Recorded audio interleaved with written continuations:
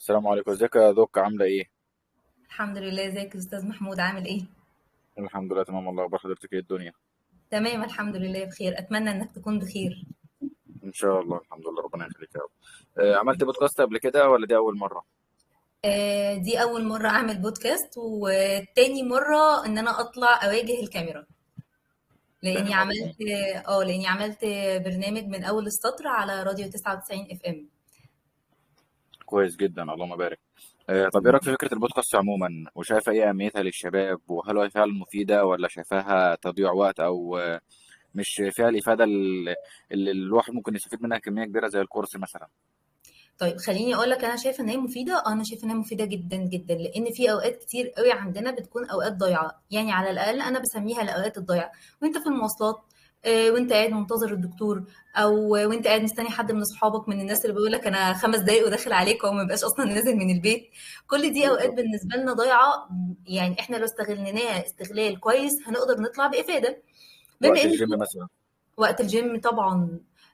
فكرة كمان ان احنا طول الوقت الموبايلات موجودة في ايدينا. ففي مم. ناس بتتجه ان هي يعني على حسب اتجاهها الديني بتسمع مثلا القرآن او الانجيل، ايا كان اتجاههم الديني ايه. وفي ناس بتفضل، او الغالبية العظمى من الشباب بيفضلوا ان هم يسمعوا الاغاني. وبما ان الاغاني بيبقى فيها برمجة، يعني برمجة لغوية عصبية بتبقى قوية جدا، والكلمات اللي موجودة في الأغاني يا إما الأغاني اللي بتكون منتشرة، يا إما واخدة رتم الحزن بقى، ويا إما واخدة رتم تشويه الصورة الذاتية عن النفس، أو كمان الأغاني اللي بتكون واخدة الطابع الأغاني اللي هي الشعبي. كلمات يعني بجد قمة القماء اللي في الدنيا. فكل مم. ده مش صح، فاللي يخلي حد ان هو يقعد يسمع ده، طب ما انا ممكن اخد معلومه تفيدني في بودكاست زيه بالظبط زي الاغاني اللي كنت بسمعها، وانا بالعكس اكون يعني اشتغلت على نفسي اكتر وسمعت معلومات بشكل افضل، واستغليت الوقت في تنميه مهارات، بدل ما احنا في ناس بتفضل تقول لك ايه زي الجيم. بما ان حضرتك قلت الجيم، الناس اللي تقول لك ايه انا هعمل دايت، بس هعمل دايت ان شاء الله من اول الاسبوع الجاي، السبت الجاي انا هعمل دايت. فنبدا بقى مم. حته الكورسات دي، يقولوا لك ايه انا هبدا الكورس، انا هبدا اخد كورس انجليزي ومن النهارده انا هغير حياتي وهتلاقوا بهجه تاني خالص. وتلاقي انا هبدا الكورس الانجليزي ان شاء الله يوم السبت الجاي، ويجي السبت اللي بالظبط. جاي واللي بعده واللي بعده. طب هي الفكره اصلا ان بدايه الغيث قطره، قطره صغيره. ايه اللي يخليني ابقى يعني مثقل على نفسي ومش قادر ان انا اخد كورس كامل وابدا في ان انا اقعد بقى والتزم واتعب؟ طب ما اللي يخليني ممكن اسمع بودكاست عن الانجليش، ممكن اسمع بودكاست ديني، ممكن اسمع بودكاست عن العلاقات. مجرد بودكاست مش هيكمل ساعة، يعني مش هيكمل، يعني بالبلاي ليست بتاعت الاغاني.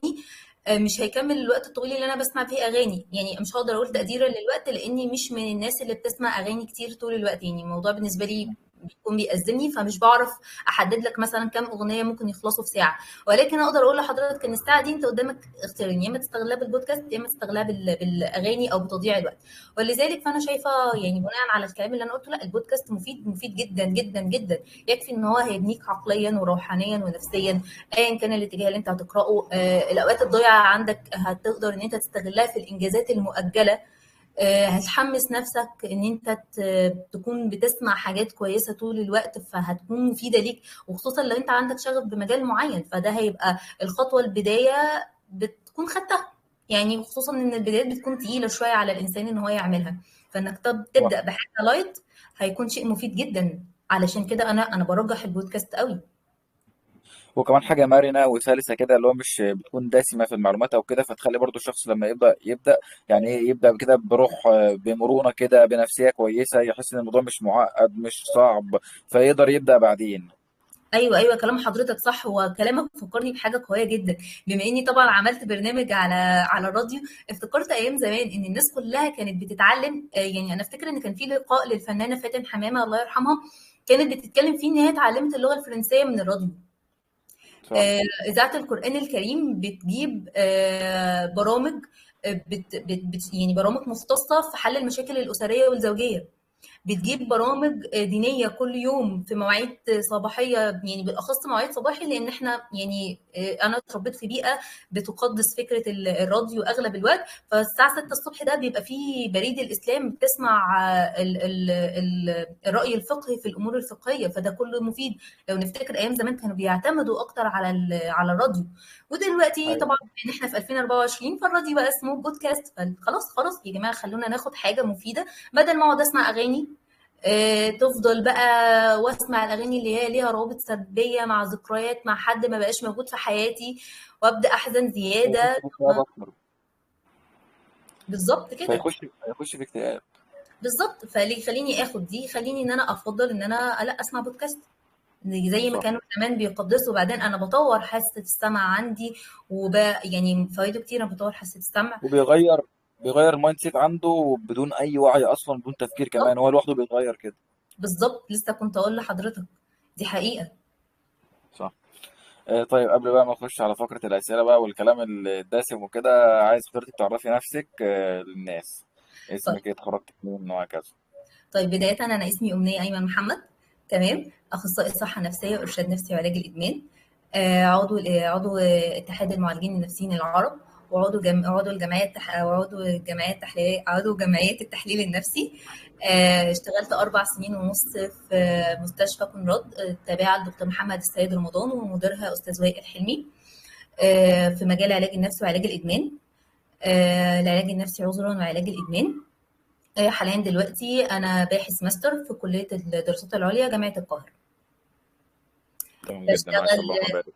ميرسي. كنت بشتغل في الهاب واي، وفي نفس الوقت كنت كمان بعمل جلسات يعني جلسات خاصه بيا بره المجال. طب بتعملي بقى دورات مثلا وكده عن الصحة النفسية او كده للشباب؟ انا كنت بعمل كل الحاجات اللي كنت بعملها كان اغلب الوقت بتكون جوه اطار الهاف واي، يعني دورات كانت بتكون جوه اطار الهاف واي، الجروبات الثيرابي جوه اطار الهاف واي. فكانت كل حاجه عاملاها كانت جوه الهاف واي، لان كان بالنسبه لي من اكتر الاماكن اللي انا اشتغلت فيها، وحقيقي سبب من اسباب ان انا موجوده هنا معاكم دلوقتي. فكنت مم. مديها كل وقتي. لكن ما كنتش بتعمل حاجة مثلا خاصة بنفسك، او كورسات او كده تبع التيم معاكي مثلا؟ لا، كورسات تبع تيم معايا لا، لسه الموضوع ده بادئ ان هو يبقى بره الهاف واي. لا، بره الهاف واي تمام، لكن جوه الهاف واي لا كان موجود. تمام. طيب حضرتك تقدر تقولي لي ايه مفهومك عن الرزق؟ لان الفتره الاخيره بقى في ناس كتير فاكره ان الرزق مثلا هو عباره عن فلوس، تمام. شايفه الناس بقى بتتخانق مثلا، ان انا ممكن مثلا واحد يكون في مجالي او كده، فانا ممكن اشوه سمعته، او لما حد مثلا يطلب مني مثلا ارشح له حد، لا ده أنا ما ارشحش له شخص مثلا عشان شايل منه، او فاكر ان انا كده مش هخلي الشخص يروح يشتري منه الخدمه او يشتري منه المنتج وهكذا. طيب خلينا الاول اصلا نقول يعني ايه كلمه رزق. الرزق اساسا يعني كل ما ترزق به او كل ما يعطى اليك من الله عز وجل. ربنا العاطي، فربنا سبحانه وتعالى بيعطينا من حيث لا ندري ولا نحتسب. في حاجات كتيره قوي في حياتنا موجوده من غير ما نطلبها من ربنا. زي مثلا انا يعني مع مثلا حد يكون نظره كويس، حد يكون عنده بيت، عنده الوظائف الحيويه في الجسم كلها ممتازه. دي كلها ارزاق من الله عز وجل. هتقولي طب ما في ناس ربنا سبحانه وتعالى بيرزقهم او بيكونوا عندهم مشاكل جسديه. هقول لك في المقابل هتلاقي ان ربنا معوضهم في حته تانية، معوضهم في عضو تاني عندهم افضل، او رازقهم نعمه تانية. الارزاق هي كلها من الله عز وجل. احنا بناخد رزقنا 24 قيراط. احنا بناخد رزقنا 24 قيراط جدا كاملين مكملين. في ناس بتطلع اتجاهين بيتكلموا يقولوا لك لا، انت اصلا انت مش هتاخد كل حاجه، اصل الحلو ما بيكملش، اصل انا في حاجات كتير ببقى عايزها وما باخدهاش. لا يا جماعه، هي دي كلها برمجه غلط اتربينا عليها. انا بشوفها ان فيها تعدي على ربنا عز وجل. ليه؟ لان انت بتاخد حقك 24 قيراط. تعالى كده نمسك حد معين ونقعده، قول لي بقى انت اهلك عاملين، عندك اهل ولا لا؟ كان عندك بيت ولا لا؟ كنت بتلاقي السرير تنام عليه ولا لا؟ كنت بتلاقي اكل ولا لا؟ كنت بتلاقي شرب ولا لا؟ قول لي جسمك عامل ازاي وحالته الصحيه عامله ازاي؟ قول لي انت اتعلمت ولا لا؟ هيقول لي بس انا والله عندي دول وعندي عقبات وعندي وعندي وعندي. انا معاك، مين فينا في الدنيا ما عندوش عقبات؟ ما ربنا عز صح. وجل في كتابه العزيز قال ايه؟ ان خلقنا الانسان في كبد. هو انت في كبد. طب ما هو انا، ما أيوة. اللي انت بتقوليه كده ده معناه ان ما فيش حد بياخد رزقه كامل. هقول لك لا عذرا، اهدى كده معلش ثانيه، هتلاقي ان انت في حاجه مش هنقول ان هي مفقوده 100%، وحتى وان كانت مفقوده في 100%، ففي بقيه الجوانب التانيه ربنا سبحانه وتعالى مكمل لك فيها اللي انت فقدته في الجانب رقم واحد. فالاربع الخمس جوانب الباقيين متعوضين في رقم واحد، فكده يعني ما بقاش في حاجه عندك ما ناقصه. فالارزاق. وكمان يا دوك، وكمان هو ما هوش عارف الجانب اللي ناقص عنده ده، هو ما هوش عارف هو لو كان عنده كان عمل بيه ايه. يعني مثلا الغني مثلا، هو انا لو فقير مثلا، انا هكون زعلان ان انا مش معايا فلوس، بس انا مش هكون عارف ان لو معايا الفلوس دي كنت اعمل إيه. كنت ممكن مثلا اروح اشتري بيها حاجه حرام او اعمل بيها حاجه حرام وهكذا. بص مش بالضروره، لان انا بشوف ان احنا ربنا سبحانه وتعالى ده هيدخلنا في نقطه هو الانسان مخير ولا مسير. وهجاوب حضرتك على السؤال، احنا الانسان مخير ومسير. انت مخير فيما لا تمتلك فيه الحاجه اللي ما تخصكش، صح. ومسير في الحاجات اللي احنا بنعيشها. زي مثلا كان دكتوري دكتور جمال المرزوقي الله يرحمه ويغفر له يا رب ويجعل مثواه الجنه، استاذي في الجامعه، كان دايما بيقول لنا السؤال ده، يقول لنا لو حد ماشي في الطريق وهو مسافر، وكان الحد ده عمل تشيك اب كامل على العربيه ومجهز بقى نفسه العربيه كويسه، واخد معاه اكل وشرب، ماشي وعارف حاله الطقس، وماشي بتاع ده في الاتجاهات السليمه، وماشي باداب المرور واداب الطريق كويس، ولكن الكاوتش بتاع العربيه بتاعه فرقع. هل ده بقى سؤال، ده انت شخص دلوقتي، ده اسمه ايه؟ ده اسمه حضرتك انت عملت كل اللي عليك، ولكن ربنا سبحانه وتعالى كان له رأي تاني في النقطه دي. يبقى انت صح. كنت مخير، انت اخترت الاختيارات اللي تحميك من الاذى ده، ولكن ربنا سبحانه وتعالى كان ليه رؤيه تانية ان هو يبتليك. كده ما بقتش مصيبه، كده بقت ابتلاء، كده ما بقاش كده ما بقاش اجبار، كده بقى اختيار. انا عملت كل الاختيارات اللي تخصني، عملت اللي يخصني، اللي عملت الحاجات السعي اللي انا اقدر اعمله. طب في ناس ايوه بقى، صح. في ناس تقول لك وبناء عليه لا، طب انا اللهم صل على النبي، انا برضو انا في حاجات انا ممكن لو كان جالي رزقي، انا ممكن كنت ابقى اخد كذا، او اشرب مخدرات او استخدمها في طريقه وحشه. اقول له كان اختيارك، الموضوع في اختيارك. صح. والله انت قدامك صح. طريقين، ربنا رزقك بالمال الحلال الطيب المبارك ده من عند ربنا عز وجل، وربنا قال لك اتفضل المال اهو، وانت اللي في ايدك، يا اما تروح تصرفه بقى في حاجه مش كويسه، يا اما تصرفه في حاجه كويسه. ما تحكمليش، ادام حكمت من دلوقتي يبقى دي رغبه موجوده جواك وهي تتنفذ، وما صح. ينفعش احكم من دلوقتي على اللي بعدين. طب في حد يقول لي ما هو اصلا انا برضو مش شايف ان انا عندي حاجه وحشه، حاجه كويسه. اقول له تعالى كده ثانيه واحده بس، انت قلت ايه في اول الكلام؟ قلت مش شايف. يبقى المشكله في رؤيتك، المشكله في جدا صح. استثمارك. انت اللي عندك تركيز عالي على الحاجات الناقصه، انت اللي عندك رؤيه سلبيه للواقع، انت اللي انسان مش مستشعر الامتنان في حياتك. ففكره ان انا دلوقتي انفي ان انا ما عنديش اي حاجه حلوه في حياتي، يبقى المشكله عند الانسان. دايما كنت بقولها وما زلت بقولها، يا جماعه النضاره اللي احنا لابسينها، انت لابس نضاره عامله ازاي؟ يلبس نضاره تكون نظيفه والعدسات بتاعتها كويسه ومناسبه للنقصان اللي موجود في النظر عندي، فانا هقدر اشوف الامور بشكل سليم. يا اما انا لابس النضاره السوداء وقاعد في وسط جنينه، هقول لك والله يا استاذ محمود، هتقول لي شايفه الورده لونها لطيف ازاي يا دكتور؟ هقول لك ورده ايه ده لونها اسود.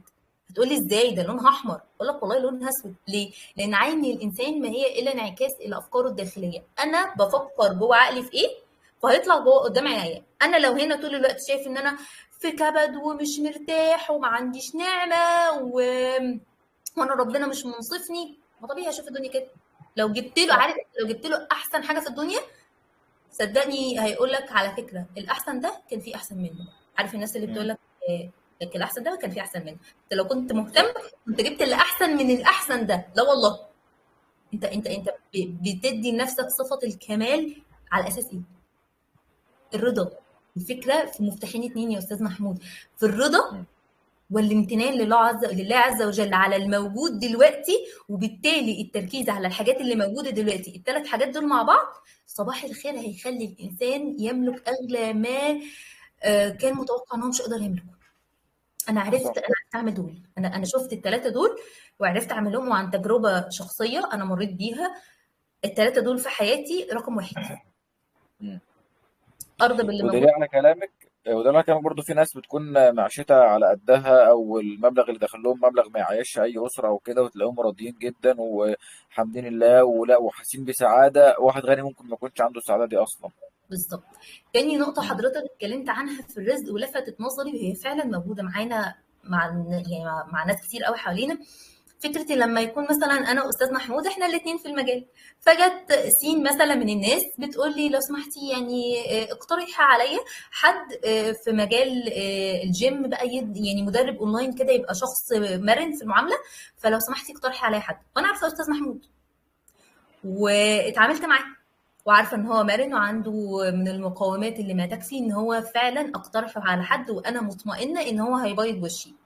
بس لان في سوء تفاهم بيني وبين استاذ محمود، فمش هقول لها لا، مش هقول لها، وهضيع عليه رزقه وهطفش عليه. اصل لا، ما حد يجي يسالني بس هو مزعلني. يا جماعه فين الانصاف؟ يعني في نقطه مهمه جدا، فين الانصاف؟ انا عايز الدنيا تنصفني ازاي، وعايز ربنا سبحانه وتعالى ينصفني ازاي، وانا ما بنصفش حقوق ربنا وحقوق العباد؟ ما هو ربنا مم. سبحانه وتعالى ليه حق علينا، واحنا لينا حقوق على بعض. ربنا بيسامح في حقوقه، حقوقنا بقى بيننا وبين بعض لما احنا ما بنسامحش فيها، ربنا مش هيسامحنا فيها. هي بيننا وبين بعض، يوم القيامه هقف انا وانت كده عند ربنا، على قدام ربنا عز وجل، ويا انت تقبل انك تسامحني، يا اما خلاص انا هتعاقب. ربنا سبحانه وتعالى دي حاجه اسمها حقوق العباد. فانا دلوقتي ما اديتش لحضرتك انصافك وحقك، وزي ما بيقولوا كده عملت بعض المقالب، مش عايزه اقول المصطلح الدارج، بعض المقالب فيك علشان انا وانت في الشغل، عشان اوقعك واطلع انا اخدك سلمه واطلع عليك. مم. واجي من صح. ناحيه تانيه اقول الناس بتظلمني ليه؟ ما هو حضرتك اللي انت بتعمله هيترد لك، داين تو داين، معروفه. صح. لا ده ديننا بيقول كده، انت دلوقتي اللي انت بتعمله هيترد لك، مردوده لك. وبقانون الكارما، يعني ندخل مثلا في الحته دي عشان الناس، في ناس متجهه لعلم الطاقه. الكارما اللي انا بعمله، انا زرعت النهارده ورده، هترد لي منها ريحه حلوه طيبه. انا دلوقتي ما زرعتش الورده وشلت الورده وجرفت الارض، ما هيجي عليها ريحه وحشه. منتظر ايه صح. وانا منتظر انصاف من ربنا عز وجل، وانا ما بنصفش نفسي، ما بنصفش عباد ربنا، ما بنصفش ربنا كمان، وانا ما بفتري على ربنا زي ما قلت في الاول، اصلا ما بيدينيش حاجه واحده، ما بيديش حاجه كويسه. انا بدعيه وهو ما بيستجيبليش، انا بدعيه، انا عندي هموم وناس وفلان وعلان ما تبص في ورقتك يا استاذ، والله تعالى كده، تعالى بص في ورقتك. دايما مم. بقولها بص في ورقتك. لو بصيت في ورقتك واديت لربنا عز وجل حقه في الانصاف والامتنان للنعم اللي موجوده عندك في ربنا، من اللي ربنا سبحانه وتعالى رزقك بيها، نفس الوقت قلت كلمة الحق في حقوق العباد، واديت للعباد حقوقهم، اتفرج على حياتك عاملة ازاي. يبقى تعالى بقى مم. بعد كده يا فلان قول لي انا رزقي ضيق، تعالى ناقشني قول بالظبط. لي ان انا رزقي ضيق، تعالى ناقشني قول لي ان انا موجوع، تعالى قول لي موجوع مم. انت بتعمل ايه. الناس بقى ندخل مثلا في حته، عشان دي جت في دماغي دلوقتي، الناس يقول لك انا بدي للناس كلها حقوقها، ودايما الناس بتيجي عليا. والله انت متاكد؟ طب تعالى نحسبها بالورقه والقلم. طب انا دلوقتي طلع بالورقه والقلم شخص فعلا بيدي للناس حقوقه وبيتقي الله فيهم، ولكن هم مش بيتقوا الله فيه. هقول لك اول حاجه، قد يكون ابتلاء من الله عز وجل عليك. فانت دلوقتي قدامك يا اما برضه ترضى. هو لازم يعمل، هو بيعمل لربنا مش بيعمل ومستني حاجه من الناس. بالظبط. تاني حاجه، حضرتك ليه حاطط نفسك في نفس الدايره دي؟ طب ما تغير دايرتك، ما تغير بيئتك، ما صح. تغير عاداتك. انا صح. في بيئه شغل دلوقتي، ما ترسم حدودك بقى، يعني ودي نقطه مهمه جدا. طب انا دلوقتي مثلا في الموضوع ده موجود مثلا في اسره مثلا، او موجود في بيئه عمل في الشغل، والله اصل الناس دي درجه اولى انا مش هقدر ابعد عنهم. ارسم حدودك بما يرضي الله.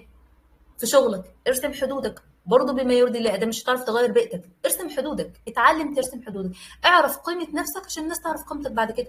ده للناس اللي صح. بتمارس الانصاف فعلا. مم. تمام. تمام. تمام لو جدا. احنا عملنا الحاجات دي، كل حاجه بعد كده تبقى مظبوطه. تمام جدا زي الفل. طيب عايزك تقولي لي مقولة أثرت في حياتك أو بتمشي بقى في حياتك، دايما لما بتحسي في عطلة أو كده بتقول لنفسك مقولة عشان تشجعك إنك تكملي وكده. بص، في مقولات كتيره قوي كانت موجوده معايا.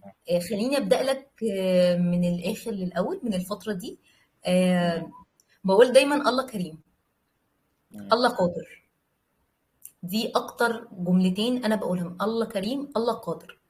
آه، لما بحس ان الدنيا هتبدا ان هي، لا هدخل في حته ان انا مش هقول اكتئاب لان ده مرض كبير قوي، ولكن هقولها ان انا هدخل في مشاعر سلبيه. ببدا اسال نفسي جت منين وليه، وطب لما احب احفز نفسي في اللحظه دي بقول لنفسي ايه. برجع اقول لنفسي يعني ايه، وان ليس للانسان الا ما سعى. صح. انا هسعى، وعلى ربنا سبحانه وتعالى التوكل. بفتكر دايما كلام امي وابويا ليا لما بيفضلوا يقولوا لي لو انت شايفه نفسك ان انت شاطره، الناس كلها تشوفك ان انت شاطره. لو انت صح. شايفه نفسك ان انت قويه، فالناس كلها تشوفك ان انت قويه. مم. فمن هنا بحس اللي هو لا خلاص، يلا يلا هنقوم نكمل. طب انا وقعت، عادي مش مشكله، تجربه، يلا نجيب ورقه وقلم ونشوف احنا وقعنا في ايه. وفي اخر الكلام اللي انا بكتبه بكتب دايما جمله الله كريم الله قادر. مم. طيب بمناسبة حتة أنا أشوف نفسي إزاي أو الكلام ده، أنا بقابل الفترة الأخيرة قابلت ناس كتير عندهم قلة ثقة في نفسهم، أو مثلا حتى كنت لسه بكلم حد من شوية كمان، كنت يعني بوجهه يعني في حتة ان هو ازاي يبدا يستغل مثلا المهاره اللي عنده في هو بيقدم يعني خدمه وكده، فاللي هو يبدا ازاي يكسب منها فلوس وهكذا. فبعدين بيقول لي بس هو انا حد هيشتري مني او حد يا عم يعجبه اللي انا بعمله، مش مع انه بيعمل شغل عظمه جدا حرفيا، يعني بيقدم شغل يعني على اعلى مستوى والله. فاللي هو ازاي الشخص يثق في نفسه ويعلي ثقته بنفسه؟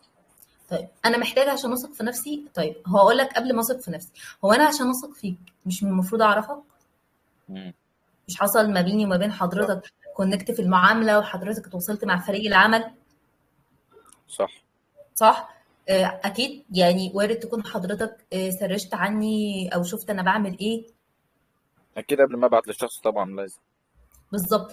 فانا دلوقتي علشان اثق في استاذ محمود، طب ما انا هثق فيك من غير ما يكون في المقومات اللي تبني الثقه دي، من غير ما مم. اعرفك.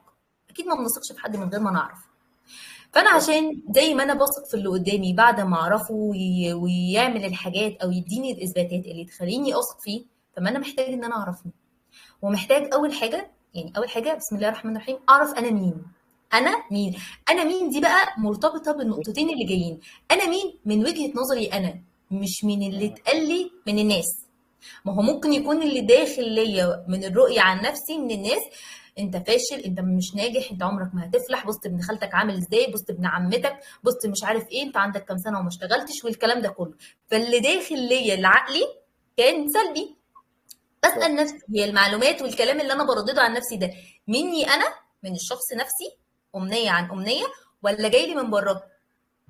لا ده جاي لي مم. من بره، يبقى مش بتاعي. قبل ما اقول مش بتاعي عذرا هقول حاجه واحده، الشخص اللي قال لي الكلام ده، هل هو العقليه بتديني اللي، نصيحه ولا لا؟ الله ينور عليك، اللي انا اصلا ابقى مطمئن ان انا اخد منه نصيحه ولا لا؟ لا والله هو مش صح. العقليه دي. مع كامل احترامي للشخص، اتفضل اقعد في الصاله، اتفضل اقعد كده مم. كده حضرتك كده، اتفضل حطه كده شويه على جنب، وارجع اسال نفسي انا شايف نفسي ازاي. طيب والله انا في مقابل اتقال لي 5 كلمات سلبيه عن نفسي، في مقابل كلمتين ايجابيين عن نفسي من شخصين اتنين. زي ما قلنا اشوف مين الشخصين او مين الاتجاه هنا او الاتجاه هنا اللي كان بيتكلم. لقيت مم. الشخص اللي قال لي ان انا شخص كويس عن نفسي حد اهل ثقه، انا هبص عليه، وهاخد الشخص اللي هو مش اهل الثقه ده، انا هعمله ديليت، انا هشيله خالص من قاموسي، وابدا اخد صح. الكلمتين دول، وابص بقى عن نفسي، واسال نفسي انا مين، انا بعرف اعمل ايه. حتى لو كان الشخص يعني بيعرف يعمل مجرد ان هو بيساوي السرير، او ان هو مثلا بيعمل اكله كويسه، كنت دايما بقولها للناس الادكت، وطبعا الادكت دول من اكتر الناس اللي فعلا بيصعبوا عليا. عندهم يعني مجال الإدمان ده شامل كل حرفيا كل الصدمات والإساءات والأمراض النفسية اللي موجودة في حوالينا. تخيلها حد اتجمعت لحد في بيئة واحدة وفي شخصيات حد واحد، فقد ايه يعني الناس دي بكون متعاطفة معاهم قوي. فبيبقى جاي الشخص حرفيا هو خسران كل حاجة، ماديا ومعنويا وجسديا واجتماعيا ونفسيا، كل حاجة خسران. فما يجي يقول لي مثلا والله انا فاشل، انا مش كويس، بعد طبعا بعد عده جلسات معاه وبعد عدد من الاختبارات، فابدا اساله اقول له: هو انت فاشل؟ انت اللي كنت بتقول لنفسك انت فاشل؟ انت تعرضت ان حد قال لك انت فاشل قبل كده؟ فيبدا يقول لي مثلا فلان وفلان وفلان وفلان. هل دي عقليات تسمح لهم؟ طب انت بتعرف تعمل ايه؟ لا والله ما بعرفش اعمل حاجه. ازاي؟ اذا كان التقرير اللي جاي لي من باقي فريق العمل بيقول ان حضرتك كل الديوتي اللي كان موجوده عندك انت عملته بالكامل، انك شخص بتعرف مثلا تعمل اكل كويس، ان انت شخص بتعرف تسمع اللي قدامك كويس، انك شخص بتعرف تدي نصايح في اتجاه كذا كويس، ونصايح قويه في الجروبات الخاصه بالجروبات المواجهه او الجروبات الثيرابي اللي بتتعمل لك مع المعالجين بتوعك. فانت ازاي ما بتعرفش تعمل حاجه؟ صح. فيسكت كده ثانيتين يقول لي: تصدقي فعلا والله. طب اقول له: طب ممكن تجيب لي قايمه؟ يا دكتور امنيه، قايمه بحالها 5 حاجات؟ مم. حضرتك بتطلبي حاجه كبيره قوي. الجمله دي سمعتها كتير على مدار 4 سنين ونص، كنت بسمعها دايما يقولوا: على فكره انت هتجيب اكتر من ال5. وكان فعلا فعلا بيجيبوا اكتر من 5 و10 حاجات. احنا بنعرف نعمل واحد واثنين وثلاثه واربعه. هي دي حاجات صح. حقيقيه بجد والله العظيم. هي دي حاجات انا اكافئ عليها، اقول له: اه انت تكافئ عليها، انت شاطر، انت عملتها. فالحاجات الصغيره اللي كانت بيتفه منها يلاقي يبدا تبقى بوابه بقى ان هو يعرف ان هو بيعرف يعمل حاجات كتير قوي. انا كل عايز شيء اقول لك. في ان هو ازاي يطلع منك بمصلحه، ازاي النهارده انا هجيب الضرب بتاعي، ازاي النهارده انا هطلع من فلان ده بتاع ده، ازاي انا هبتز مثلا فلان ابتزاز عاطفي عشان اقدر اخد منه مبلغ من المال ما علشان اجيب الضرب بتاع اليوم بتاعي. ازاي هعمل النصبايه دي؟ اللي كان بيشغل دماغه في الاتجاه الغلط قدر يشغله في الاتجاه الصح. يبقى ده معناه ايه؟ ده معناه ان هو عنده مميزات. اعرف نفسك، واعرف المعلومات اللي موجوده عندك واللي انت بترددها عن نفسك دي، انت اللي قايلها عن نفسك ولا دي رؤيه جايه لك من الخارج؟ ولو رؤيه جايه لك من الخارج، الناس اللي انت سمعت منهم الكلام دول هل هم اهل ثقه ان انا اثق في كلامهم ولا لا؟ وبناء عليه بنسبه 90% فيما فوق مش هيكونوا اهل ثقه. فابدا اعرف انا بعرف اعمل ايه وما بعرفش اعمل ايه، وايه اللي بيفرحني وايه اللي ما بيفرحنيش، وابدا اشتغل على تطوير مهاراتي، واغير نظرتي ورؤيتي عن نفسي. هغير نظرتي ورؤيتي عن العالم وعن الدنيا كلها. مم. عايز تمام. اقول لك برضو، بالظبط انا معاك. عايز اقول لك برضو توثيقا لكلامك دوت. دايما بحس ان احنا اللي بندمر نفسنا واحنا اللي بنرجع نفسنا لورا. انا طبعا ما اعرفش تعرفوا ولا ايه، بس انا بقدم خدمه المنتور الشخصي، بوجه الشخص وادير حياته وانظم له الدنيا واجيب له مصادر واعمل له تاسكات وهكذا. باخد الشخص مشتت او تايه او مدمر نفسيا، بخليه شخص تاني يعني. تمام. تمام. فيكون مثلا شخص مثلا، دكتور امنيه مثلا داخله لي ما كانتش بتعمل حاجه، يومها كله فاضي ومكتئبه وعندها حاجات كتير جدا. تمام. انا اخدها في خلال اسبوع مثلا، تبدا بسم الله ما شاء الله يومها يكون مليء بالانجازات. بتحفظ قران، بتسمع بودكاست، بتسمع كورسات، بتاخد دورات، بتتعلم مهاره معينه. بنبدا نحل في المشاكل بتاعتها. تيجي مثلا يوم تاثر في حاجه ولا اتنين، انت ممتنه لنفسك النهارده؟ تقول لا، مش عارفه، مش عارف ايه. لا، دايما عايز الحاجه. واحد ما كانش بيعمل حاجه عايز يجي في خلال يومين يعمل كل حاجه، وعايز يكسر الدنيا كمان. طب ما تشوف اللي انت عملته ده، انت واحد ما كنتش بتعمل اي حاجه خالص، في خلال 3 4 ايام او اسبوع بقيت مثلا عملت مثلا تاسكين بس. مش هقول ده انت دمرت الدنيا، لا، ده انت عملت تاسكين بس وخفاف كمان. مين احسن، انت النهارده ولا انت بتاع امبارح؟ اكيد انت النهارده. فالمفروض تبص لنفسك بعين ايجابيه. ما اقعدش اجلد نفسي. لا، انا النهارده عملت كذا كذا احسن من امبارح. بدل ما انا احسن من امبارح يبقى انا زي الفل، انا ماشي في الاتجاه الصح. مفيش مشكله. النهارده حصل لي شويه عثرات، حصل لي شويه مشاكل، مش عارف ايه، كسلت شويه، مش عارف ايه، بكره ان شاء الله اشد اكتر. لكن ده ما بحسهاش عند الناس يعني للاسف.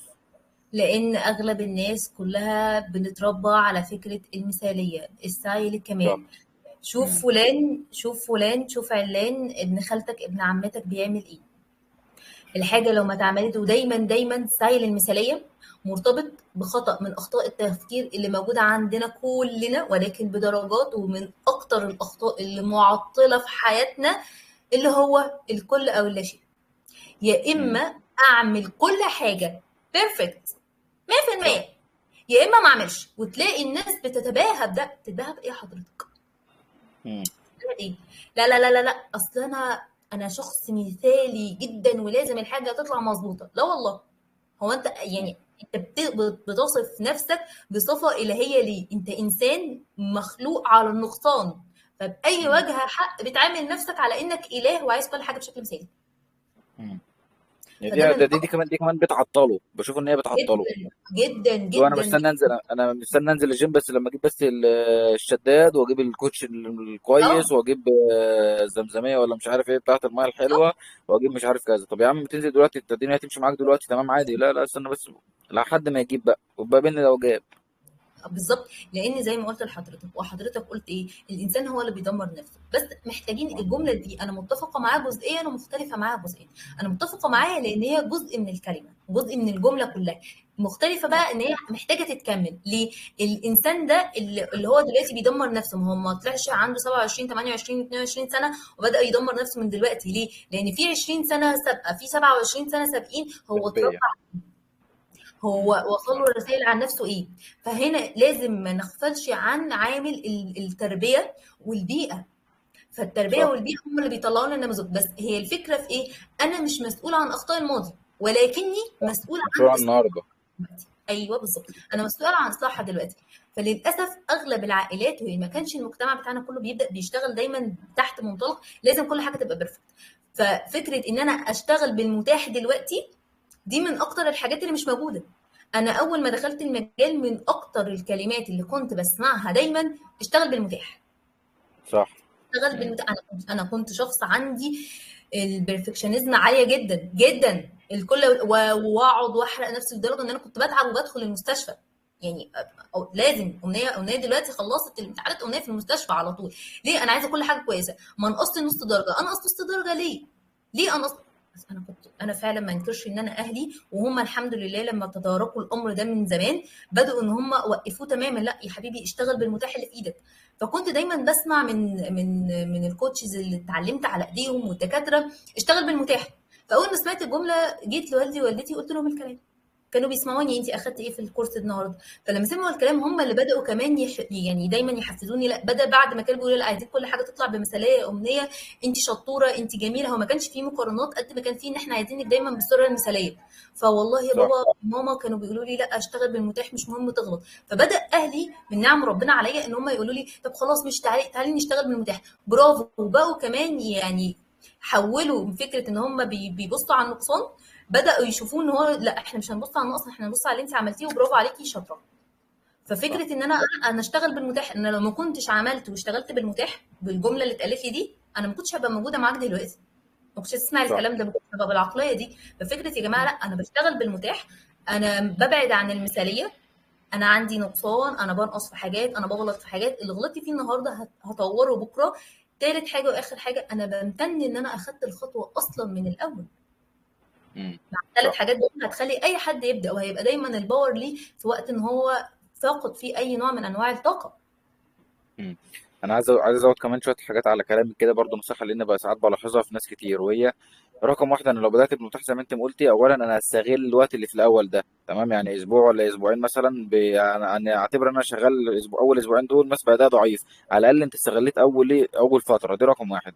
رقم اتنين: انا اصلا لازم ابدا بالمتاح وابدا باداء ضعيف عشان اكتشف كل يوم عن يوم مشكله بتقابلني. يعني مثلا لما باجي مثلا اخطط لنفسي، مثلا انا هحط لنفسي مثلا اهداف الثلاث شهور اللي جايين، هحط واحد اتنين تلاته كذا كذا كذا. فاجي مثلا في نص الشهر الاول الاقي النظام مش مناسبني، في شويه عقبات بتطلع لي. هنا بقى اصلا لازم يحصل لي كده. ليه؟ عشان ابدا اطور من النظام اللي انا ماشي بيه.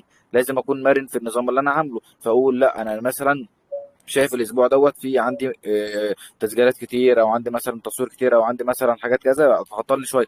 يبقى الاسبوع ده اقلل فيه شويه من التاسكات اللي المفروض اعملها. طب الاسبوع اللي بعده انا فاضي، يبقى الاسبوع اللي بعده ايه، اكتر شويه وهكذا. لكن الاقي مثلا الاقي حد عايز يمشي في طول الفتره على وتيره واحده، يقول لك وانا ازاي يعني في شباب بقى كتير كده. حتى كنت اتكلمت مع الناس عندي، بنزل لهم دايما يعني يومين كده ولا حاجه نصايح على الواتس، يعني في ستوري بنتناقش في مواضيع يعني بتقابل الشباب والبنات. فبعدين الاقي شباب يقول لك ايه: هو انا كشاب اروح ازاي اطور من نفسي ولا اتعلم وانا شغال 12 ساعه مثلا؟ هو انا بقى هعيش امتى بقى لما انا شغال 12 ساعه وعايز اروح انام وعايز مش عارف ايه؟ انا فين حياتي بقى يا باشا؟ حضرتك هل انت هتفضل شغال كده على طول؟ اكيد لا. اولا في عندك ايام اجازات، ممكن استغل ايام الاجازات ديت ان انا اطور من نفسي فيها. عندي مثلا اوقات مواصلات، وانا ماشي في المواصلات اقرا كتاب، اسمع بودكاست، اسمع كورس. وانا في الشغل، هل انا شغال الشغل 12 ساعه شغال؟ مستحيل برضه حد يعمل كده. اكيد في اوقات راحه، اكيد الشغل مريح، مش عارف اللي هو مش مفيش مجهود، مش عارف حاجات زي كده، ابدا استغل. بس الشخص بيكون حاطط في دماغه لا، وانا عندي وقت، هم 12 ساعه شغل ما ينفعش اعمل فيهم حاجه، وعندي 12 ساعه تانيين ده يا دوب انام، يا دوب اصحى البس مش عارف ايه وشكرا على كده. فهو اصلا مش يعني إيه، حاسس ان هو ما عندوش نيه او عزم ان هو اصلا يتعلم او يطور من نفسه او ياخد خطوه. دي مشكله بتقابل كتير جدا جدا من الشباب.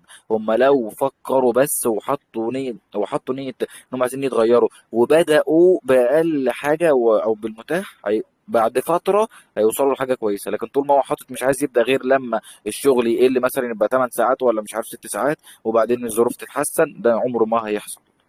علشان تاني الصورة المثالية اللي هم حاطينها، انا عايز لما اكون ابدا بكل حاجة موجودة، وكل العناصر اللي تساعدني ان انا اوصل لهدفي ده تكون متاحة وموجودة، وان ما اغلطش صح. خالص، وان انا اوصل، وان الهدف بتاعي يكون الطريق ليه ميسر جدا جدا، ما يكونش فيه اي عقبات. وده صح. برضه غلط. والحاجات دي او التفكير ده اكتره بيبقى عند اغلب الشباب، الذكور اقصد، زي ما حضرتك ذكرت. ايوه لان صح. هتلاقي الكورسات اغلبها في التطوير الذات البنات هي اللي موجوده، فهتلاقي مع راجل ان يقول لك كمان انا دماغي مش مع ان كمان فاضيه. في بنات بتشتكي برضه، بنات اللي هو تقول طب انا فاضيه، انا عندي طبيخ وعندي هدوم، او عندي مش عارف بيت وتنظيف والحوار ده. مع اني برضه بشوف في بنات كتير زي حضرتك مثلا اهو بسم الله ما شاء الله شغاله، واكيد بتعملي في شغل البيت وهكذا، وفي غير كتير جدا. حد بيهرب من شغل البيت؟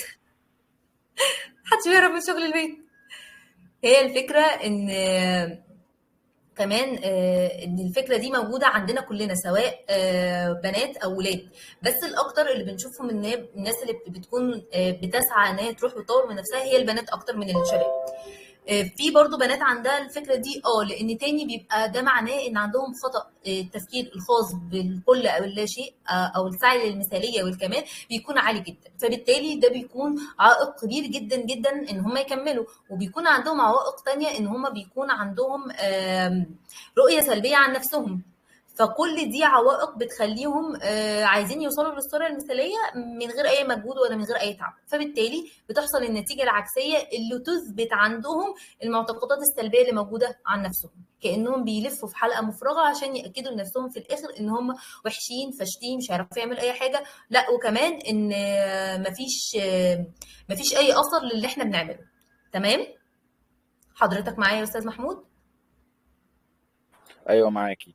وكمان عايز اضيف حاجه كمان على كلامك دوت برضو، دي رساله يعتبر عايز اوصلها للبنات، او نقول للبنات بالذات، وممكن ابقى اقول للبنات وبعدين الشباب. تمام. حاجه برضو كنت برضو قابلتها مع شخص يعني مشكله، وهي ان الشخص بيكون يقول ايه، البنت تقول ايه، وانا ايوه بعد ما اطور نفسي يعني هعمل ايه يا عم، هو حد في الاخر ياخد منها حاجه يعني؟ اقعد اقرا، تقول لي ايه انا بكون عايز اقرا، همسك الكتاب بعدين اقول يا ستي مش فارقه قريت ولا ما قريتيش، انت زي الباقي مش عارف حاجات زي كده، او هستفاد ايه؟ فلاحظته عند ناس كتير، واعتقد دي بتحصل فعلا عند بنات كتير، اه، وهي ان اصلا هو مش عارف ايه فايده او نتيجه انه يتعلم كل يوم او يقرا كل يوم او يسمع بودكاست كل يوم او ينزل جيم او يثقف نفسه. هو مش عارف نتيجه او اهميه الكلام ده، فبالتالي ما بيعملش. طيب تعالوا اقول لك بقى اصلا انت هتستفادي ايه كبنت ان انت كل يوم تقري وتتعلمي وتتثقفي وتسمعي من هنا وتكوني شخص بيعرف يتكلم وهكذا. رقم واحد، انت هتكوني ام ناجحه بعدين في المستقبل، هتعرفي تربي ولادك، تمام، هتعرفي تتكلمي معاهم هيكونوا فخورين بيكي، هتعرفي تتواصلي معاهم لما يقع معاهم مشكله او تحصل معاهم مشكله، هتعرفي تاخدي القرار الصح، مش مثلا زي ما كان بيحصل ايام زمان تقعد تزعق في ابنها، او التربيه بتاعت امشي ربنا مش عارف يعمل لك كذا ربنا وتقعد تدعي عليه، ده مش هيحصل. رقم اتنين، انت هتكوني زوجه مثاليه، تعرفي ازاي تتناقشي مع زوجك، حصل مشكله تعرفي تحليها، هتعرفي امتى تعلي صوتك، امتى تهدي صوتك، امتى تعدي الموضوع عشان العلاقه تمشي النهارده، امتى ما مش عارف تتنشني، حاجات زي كده. تمام. تمام، اصلا هتعرفي تختاري شريك حياتك اصلا، مش هتروح بالظبط. زي ما دلوقتي اكتر حاجه بقت بكرهها في البنات للاسف، بقت عاده متخلفه. البنت اول ما واحد يتقدم على طول، البنت انا عارف ان هي عندها شهوه او رغبه ان حد يبص لها او حد يشوفها حلوه، فايه ده واحد جاي يتقدم لي مش عارف ايه توافق. طب انت بنت رحت سالت عنه؟ لا. طب انت رحت شفتيه؟ ده غني، ده عنده فلوس مش عارف ايه. طب انت تعرفه هو بيصلي ولا ما بيصليش؟ لا.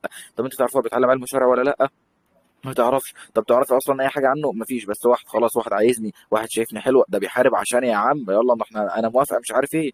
ده طبعا غلط، فبالتالي بيحصل طلاقات او بيحصل مشاكل في الخطوبه، حاجات كتير طبعا زي كده.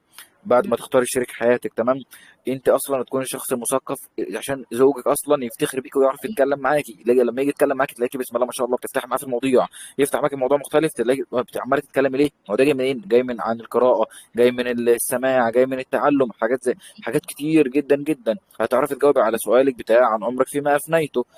لما تقف قدام ربنا تقولي انا يا رب كنت بضيع وقتي كله عن وانا بتعلم وانا بقرا وبعمل كذا وبعمل كذا. حاجه كمان هتشغلي دماغك اصلا عشان ما تفكريش في حاجه سلبيه، او تفكري في اي حاجه تخليك تضيع وقت، او هتلهيكي عن المعاصي مثلا والذنوب والحاجات دي. فحاجات كتير جدا طول ما الشخص مش عارف اصلا اهميه الحاجه دي او النتيجه عمره ما يشتغل. هو الإنسان قبل ما يعرف أهمية بقى والنتيجة دي كلها، أنت عارف إيه أصلا السبب اللي مخلي في مشكلة إن هم يشوفوا الرؤية اللي حضرتك قلتها الخاصة بالنتيجة أو مم. جمال النتيجة زي ما أنت وصفت؟ حاجة بسيطة مم. جدا، الخوف من مم. التغيير، الخوف من تحمل مسؤولية التغيير.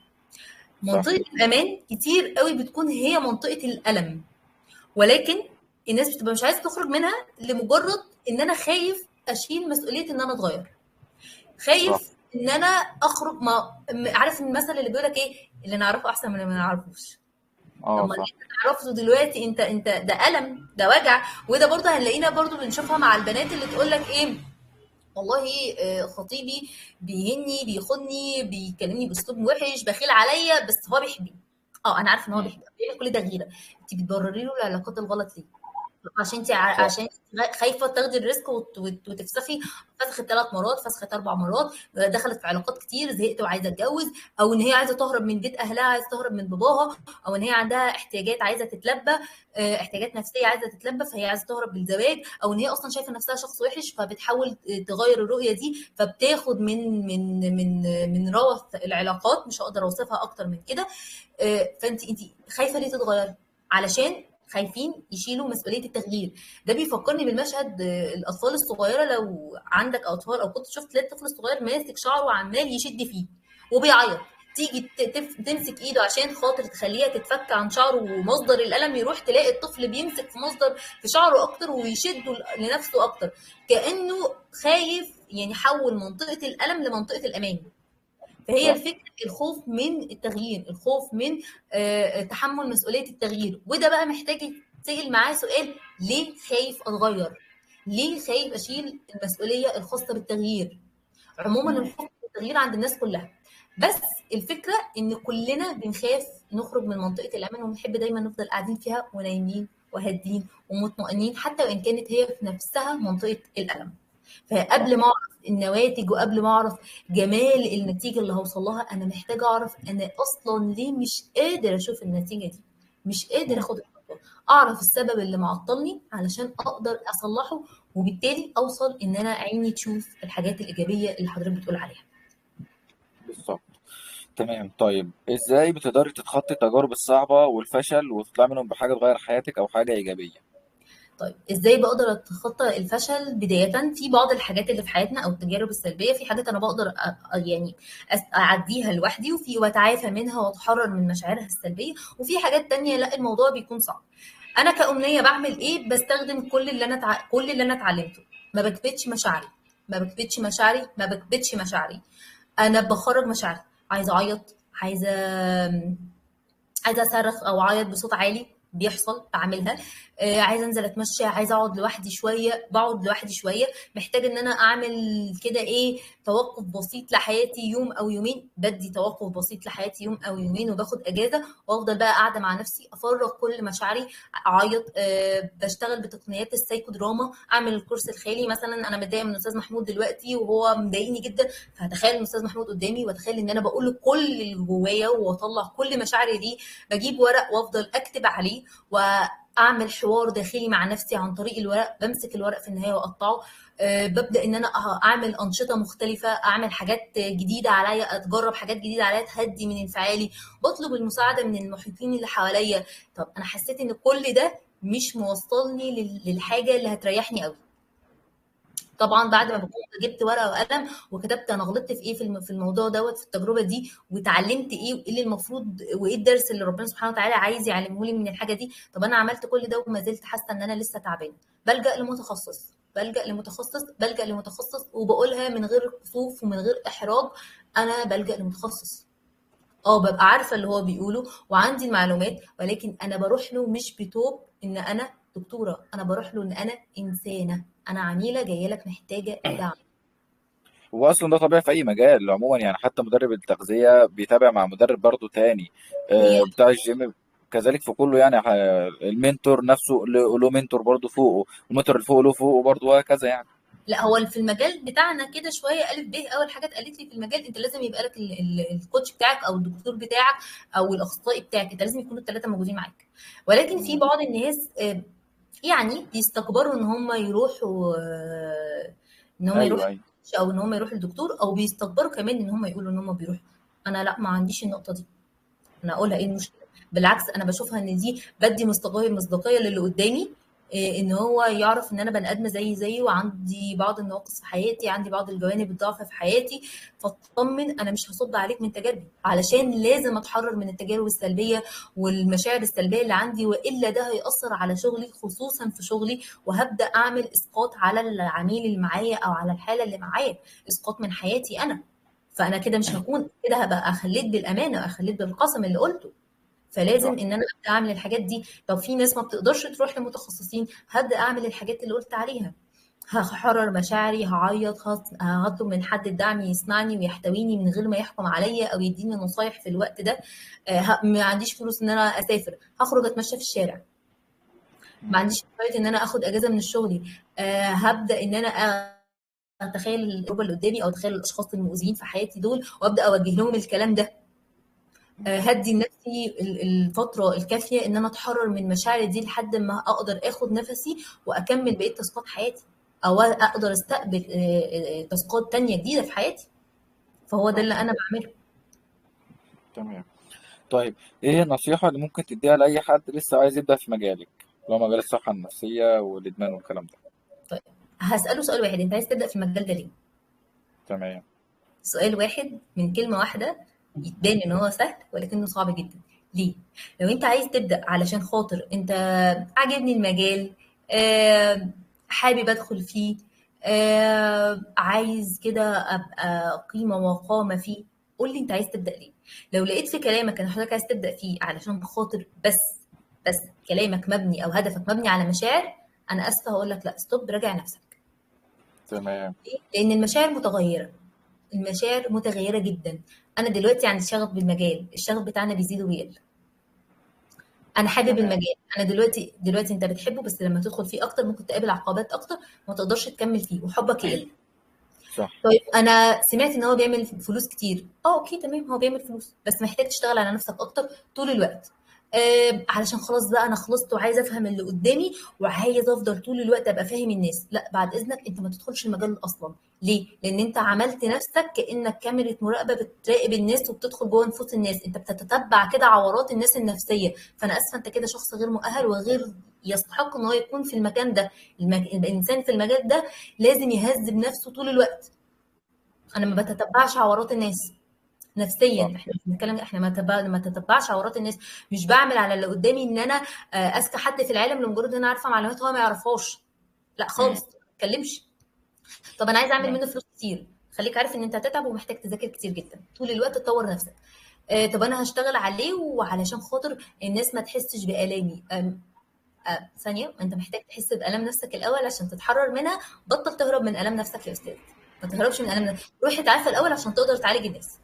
اي اجابه هتكون مبنيه على اي شعور، للاسف ده مش هيكون مناسب ان انت تدخل المجال. محتاج ان انت تسال نفسك انا داخل المجال ليه. ودي كانت اول سؤال ساله لي دكتور احمد سمير، استاذي ومعلمي. قال انتوا داخلين المجال ليه؟ مم. جاوبنا كتير قوي، فقال لنا هو مبني على مشاعر، يبقى بلاش تشتغل احسن. كانت اول صح. جمله. طب يعني ايوه نعمل ايه؟ قعدت ان انا اوصل لاجابه السؤال ده وقت طويل جدا جدا، وكانت يعني لدرجه ان انا تعبت من كتر التفكير، مش عايزه اكون محبطه للناس. بس هي الفكره في الاخر كانت اجابته لينا ان انت عشان تبني المجال ده، يعني كان دكتور احمد سمير بيقولها وكوتش محمود الحسيني برضو بيقولها، احقاقا للحق، الاثنين كانوا دايما بيقولوها. لازم يكون عندك رساله في الحياه، رساله خاليه من اي مشاعر. مم. كانت الرسالة اللي وصلت لها علشان أقدر أشتغل في المجال، وفعلا أثبت من رحمة ربنا عليا ان الرسالة اللي انا وصلت لها ورسالتي في الحياة كانت فعلا رسالة حقيقية، مش مجرد كلمتين بقولهم في كورس عشان اخلص من التاسك او ان انا عشان ادخل في المجال وخلاص. كانت رسالتي ان انا امحي الالم النفسي عن الناس كلها. كانت من شروط الرسالة ان هي صعبة التحقيق. انا مش هقدر الف على العالم كله اشيل الالم النفسي على الناس كلها، ولكن الناس كلها هنا مفهوم ايه في الدايره اللي حواليا. وكل ما هبدا اوسع الدوائر بتاعتي كل ما دوائري هتوسع اكتر، فالمحيط بتاعي هو الناس كلها.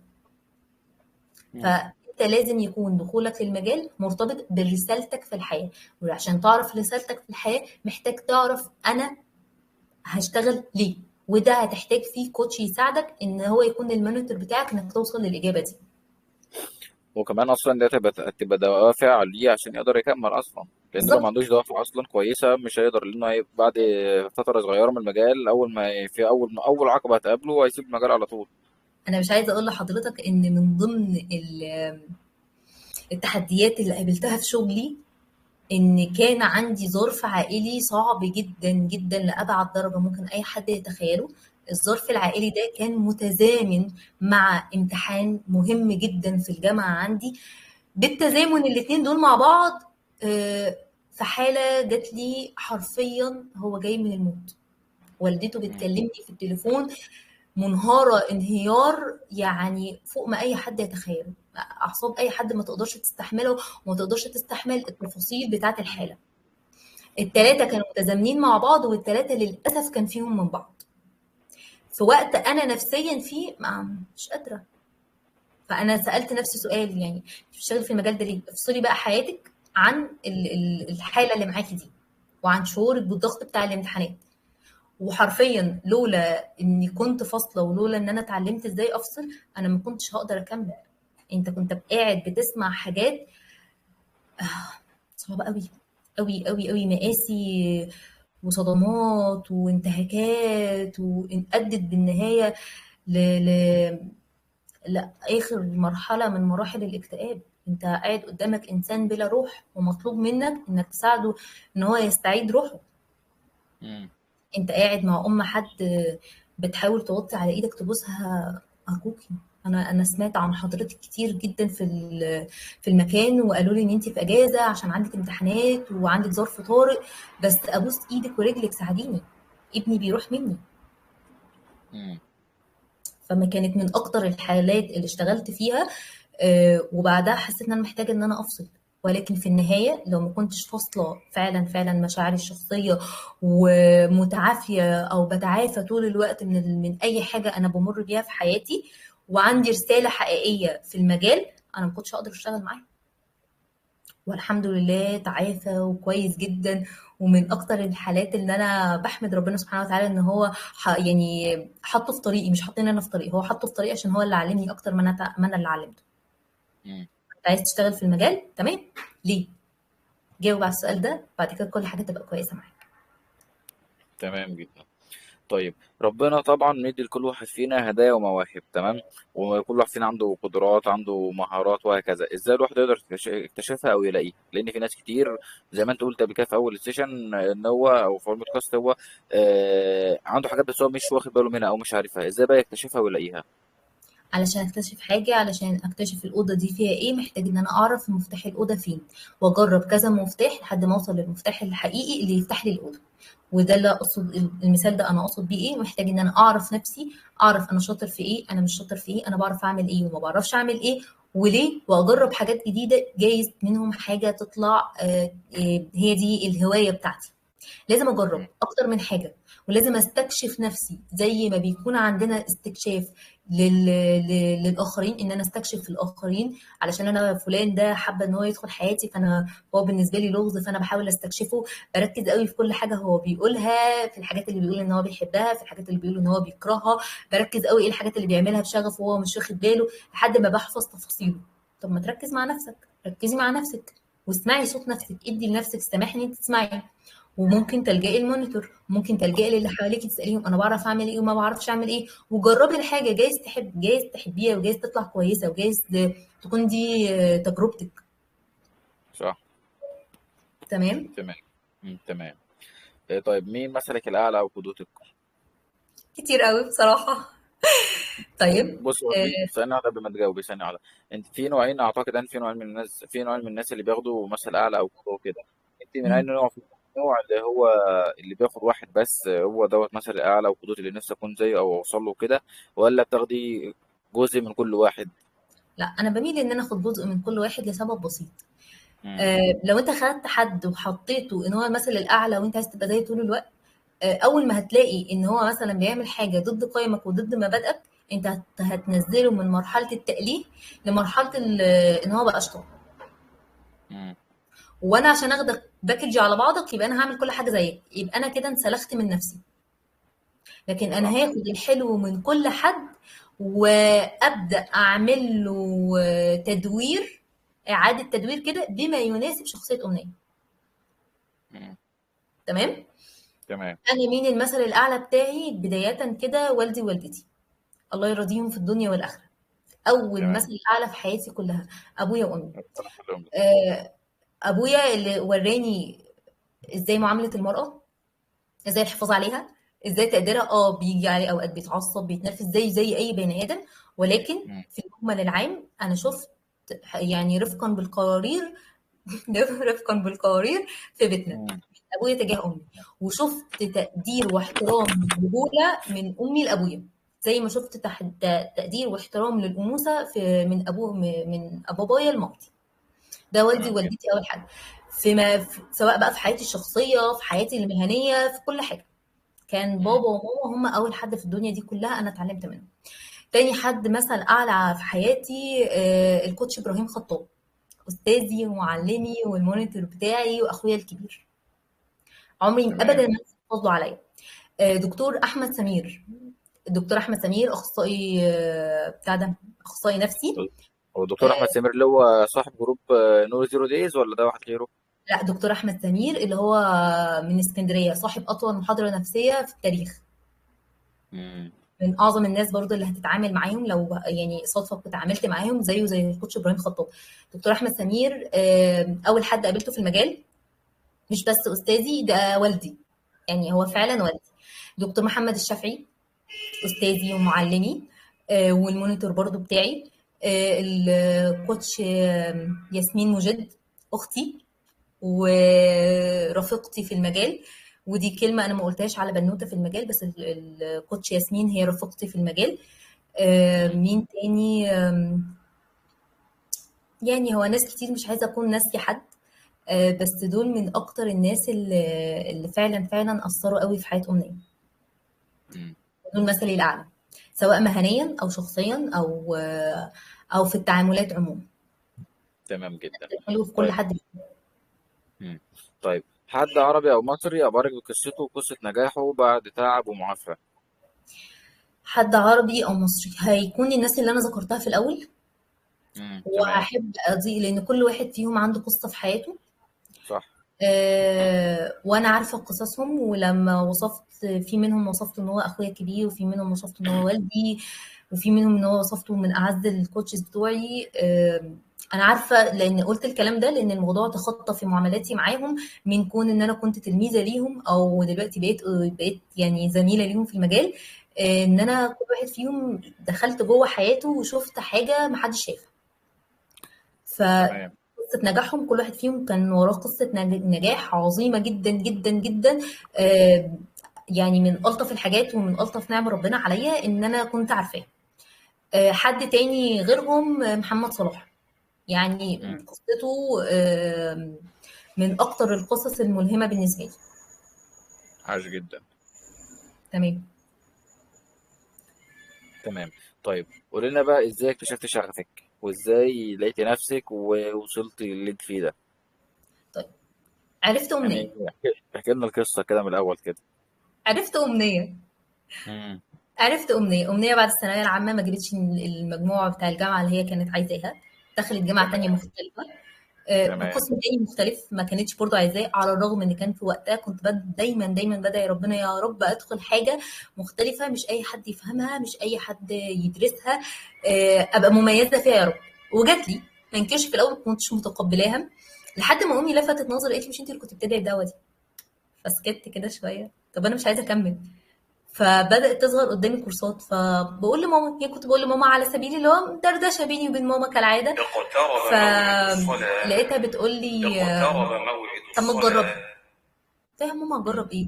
قالت لي ما تجربي يمكن تلاقي نفسك، يعني ما تجربي. صح. طب يا ماما في خدت ده، الله يا ماما ده لطيف ومش عارف ايه، انا هكمل في ده. قالت لي لا انت بتحكمي على حاجه واحده ليه؟ فما تجربي حاجه تانية. فوالدي برضو كان قاعد، فبابا قال انا من رايي ماما طب ما تجربي حاجه تانية، طب ما تجربي حاجه ثالثه، طب ما تجربي حاجه رابعه، طب ما تجربي ما تجربي ما تجربي. فضلت اجرب، وبدات اخد او اتبنى مبدا حذر، مش يمكن لما اجرب اطلع واعرف، مش يمكن لما اجرب اطلع فعلا انا في الحته دي. وبدات اشتغل فعلا على نفسي واعرف، صح. انا اعرف نفسي، اعرف مين. كانت دايما الكوتش فاطمه المكي دايما بتقول في كل السيشنز اللي كنا بنحضرها معاها وفي الجروب بتاعنا، تقول ايه؟ من عرف نفسه عرف ربه. وفي مقولة مم. تانية بتقول من عرف ربه عرف نفسه. ايا كانت هي ايه، لو انت عايز تسلك طريق ربنا عشان تعرف نفسك وربنا ينور لك بصيرتك اعمل كده. لو انت عايز تبص جوه نفسك عشان تعرف نفسك وتشوف ابداعات خلق الله فيك وتتقرب لله اعمل كده. ففعلا مم. اعرف نفسك الاول انت مين، بعد كده انت تقدر تعرف انا بعرف اعمل ايه. فقصة أمنية تتلخص في كلمتين اتنين: أمنية بتعرف أمنية، وبتعرف هنا مش هقول عرفت نفسها، لان انا اكون كده خلصت معرفتي لنفسي بقى وانا كده الجامد، لا طبعا انا لسه بستكشف في نفسي حاجات كتيره جدا، من غير اصدار احكام، من غير جلد ذات، من غير سعي للمثاليه. كل ده خد مني وقت ومجهود كبير قوي عشان اقدر اكون مطبقاه على نفسي واقدر اقوله في اي سيشن وبامانه وصدق ان انا بقدر اعمل ده. بيجي اوقات والدنيا بتكون مش احسن حاجه معايا وممكن اغلط، ده حقيقي لان انا بني ادمه، ولكن انا ما بجلدش نفسي. فاللي عايز يعرف انا مين وبعمل ايه اعرف نفسك. محدش هيقولك انت مين الا لما تكون انت عارف انت مين. وطبعا عرفت نفسك عن طريق التجربة. بالظبط. مم. التجربه تمام. والقرايه واسمع الحاجه، ما اخدهاش مره واحده اطبقها لان ممكن تكون مش متمشيه مع قيمي ومبادئي. فابدا اسال نفسي هي دي الحاجه اللي مناسباني ولا لا، حلال ولا حرام، طب هقدر اعملها ولا لا، ده مش هقدر اعملها والله اصل محتاجه تكاليف واحد اتنين تلاته، ايه اللي اقدر اوفره دلوقتي منها من التكاليف دي؟ ما اقدرش اوفر اي حاجه. طب اقدر اطلب المساعده من مين؟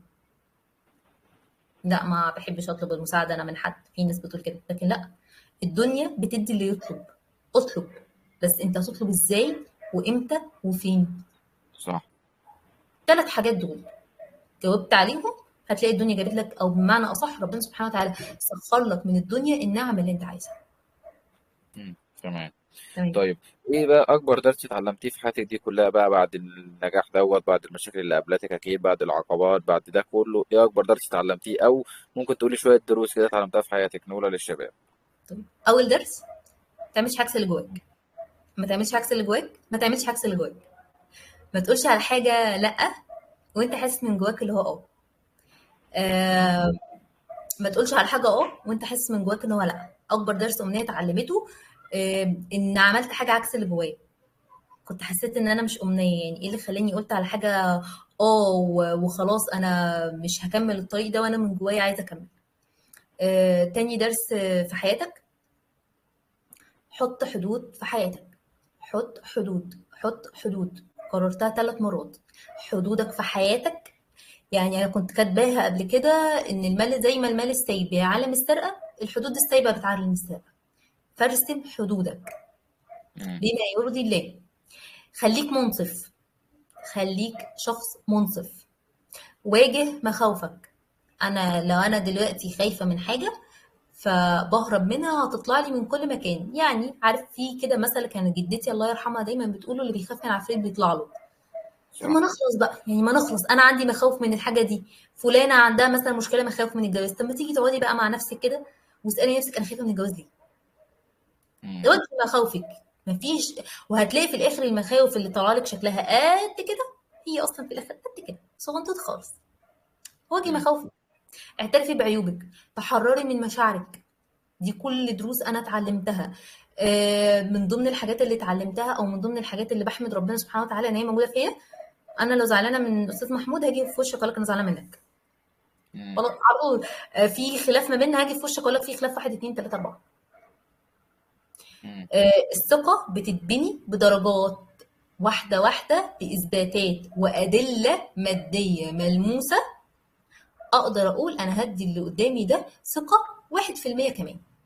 لا ده انا هديله ثقه 5%، لكن ما بديش حد ثقه مره واحده كاني بادئ من نزل ميه.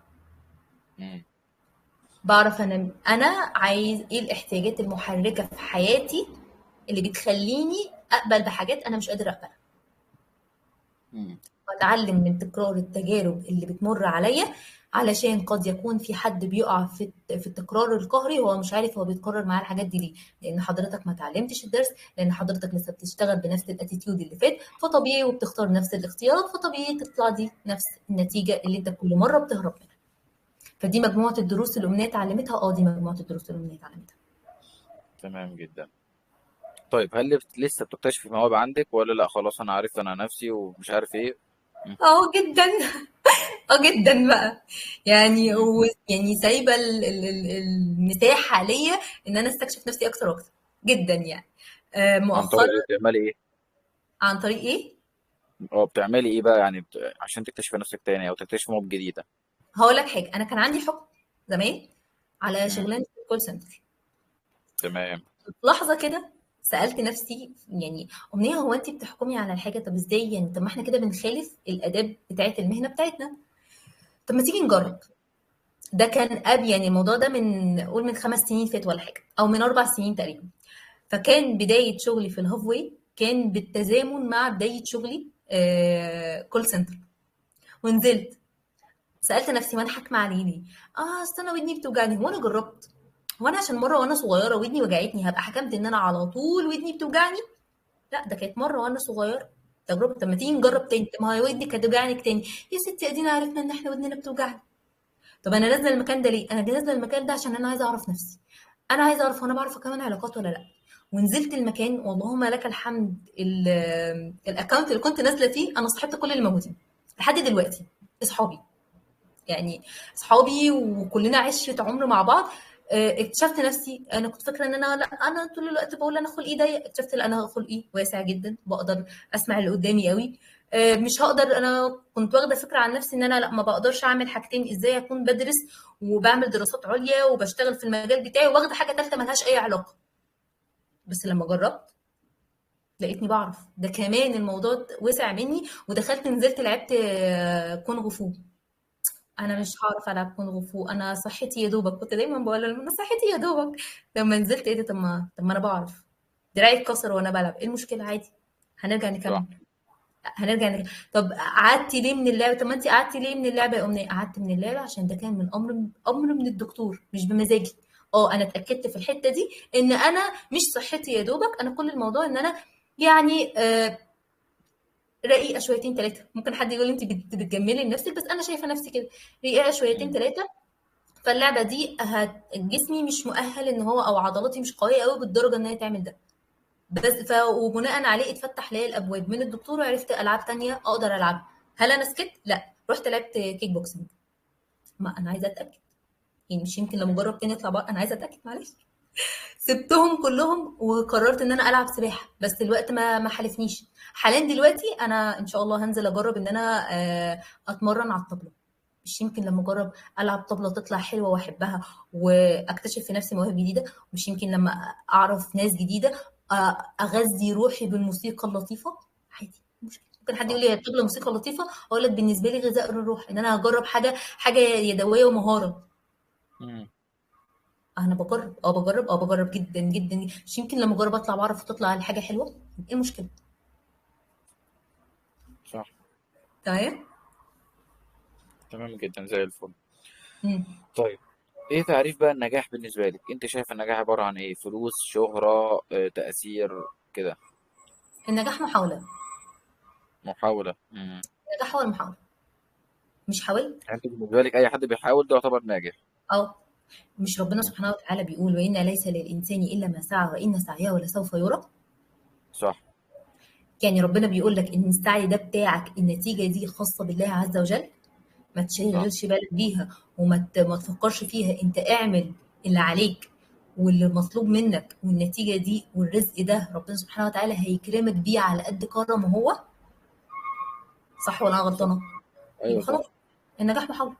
طب انا حاولت مم. مرة والدنيا ما ظبطتش، عادي اشوف ايه الاخطاء اللي انا يعني ما ظبطتش معايا في المحاولة دي. المره دي وهتفاداها المره الجايه وهحاول تاني. طب ما برضو كانت نفس النتيجه، لا، هتكون النتيجه مختلفه لو انت تفاديت الاخطاء اللي فاتت، فهتطلع لك اخطاء جديده. فايه المشكله؟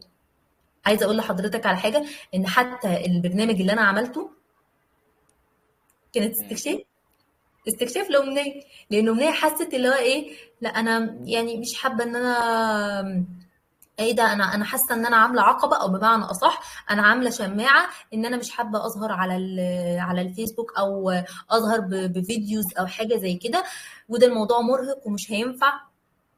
أول ما لقيت نفسي بتقول الجملتين دول، طيب تمام، وقتها ربنا سبحانه وتعالى بعت لي في نفس الوقت الأوفر بتاع البرنامج من أول السطر، قبلته. مم. مش انتي بتقولي كده؟ طب تعالي بقى نجرب. هل ما حصلش اخطاء؟ حصل، بس كل مره مم. اخطاء مختلفه عن المره اللي قبلها. ودي كانت دايما الكلمه اللي كنت بقولها للاستاذ احمد شبانه: انا المره دي غلطت، بس ما غلطتش في اساس شغلي في الحاجات العلميه اللي انا بقولها. ممكن غلطت في صوت، في ان انا طلعت فصل بدري شويه، او تقول لي الحاجات الفنيه دي مش بتاعتي لان انا مش مذيعه. بس قال لي بس غلطتي، قلت له ماشي، بس كل غلط مختلف عن الغلط اللي قبليه. قول لي هات لي غلط واحد كررته. كنتش باكرر الغلط، ولكن كنت باتعلم منه كل مرة، وكل مرة كنت باحاول أكتر، وكل مرة كنت بابقى راضية عن نفسي أكتر. مش عشان إن المحاولة طلعت لطيفة أو عشان النتيجة طلعت لطيفة، عشان أنا حاولت يبقى نجحت. ما تفكرش في النتيجة، أنت حاول مم. وبس. تمام جدا. اهم حاجه فعلا ان الواحد يحاول وخلاص. اولا يكون عامل اللي عليه قدام ربنا. ثانيا بعدين حتى لو فشل او ما لقاش النتيجه اللي كان مستنيها، مش هيندم ولا يلوم نفسه ويقول انا ما عملتش اللي عليا او انا كنت مقصر والكلام ده. بالظبط. بالظبط. تمام. طب انت شايف الموهبه ولا الالتزام وبتفضلي ايه؟ الالتزام. ناس كتير قوي عندها موهبة عظيمة، ولكن بعدم التزامها وعدم استمراريتها الموهبة دي اندثرت وما بقتش موجودة واختفت، وبقوا عدماء الموهبة.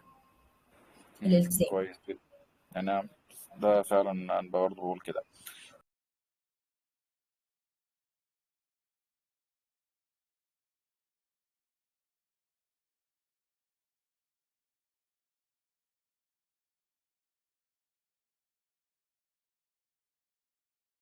قولي لي بقى يا كوتش، ايه اهميه العطاء بالنسبه لك؟ هل شايف العطاء دوت مهم في حياه الانسان، وان احنا فعلا كل واحد لازم يكون معطاء وكده لغيره، ولا لا ملوش اهميه او عادي مثلا وكده؟ طيب، العطاء هو تبادل.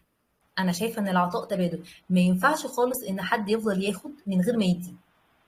صح. لان دلوقتي انا لو عندي كوبايتين، انا عماله اخد من دي، اخد من دي، اخد من دي، طب ما هي مصيرها هتفضل. وكوبايه تانية صح. عماله تاخد وتتملي زياده عن اللزوم، طب ما هتودي بقيه العطاء ده فين؟ كده احنا مم. هنكون بنفعل او بننشط الانانيه، آم، عدم الإحساس بالآخرين، أنا وأنا بس. لأ، لكن العلاقات، أو العلاقات بقى مش المقصود بيها اللي هو الراجل والست بس، لأ، العلاقات في كل حياتنا بكل الأشكال، العلاقات الاجتماعية، حتى علاقتك باللابتوب بتاعك. يعني أنا قاعدة دلوقتي فاتحة اللابتوب، هو اللاب بيديني دلوقتي إن أنا فاتحة التصوير ومديني إضاءة كويسة وتمام. بس طالب مم. مني ياخد إيه؟ طالب مني إن لما ألاقي إن هو عايز يتشحن أقوم أشحنه. مم. هو اداني دلوقتي داتا وشال الداتا بتاعتي، فانا دلوقتي مطلوب مني ان انا كل اللي انا اعمله ان انا احافظ عليه واشحنه. عطاء تبادل. ما ينفعش ان العطاء يكون في اتجاه واحد، العلاقات هتموت، حتى بعلاقتك بنفسك، حتى بعلاقتك بربنا عز وجل. كل حاجه في الدنيا عطاء متبادل. ما ينفعش اقول عطاء في اتجاه واحد. صح. تمام. طيب. لو الوقت رجع بيكي هتدرسي نفس كليتك تاني ولا لا تغيريها؟ لا، هدرس تاني نفس كليتي. انت حباها يعني، بقيت مقتنع بيها بعد ما دخلتيها يعني؟ مش بقيت مقتنعه بيها بعد ما دخلتها، اكتشفت ان ده كان افضل حاجه وانسب حاجه لامنيه.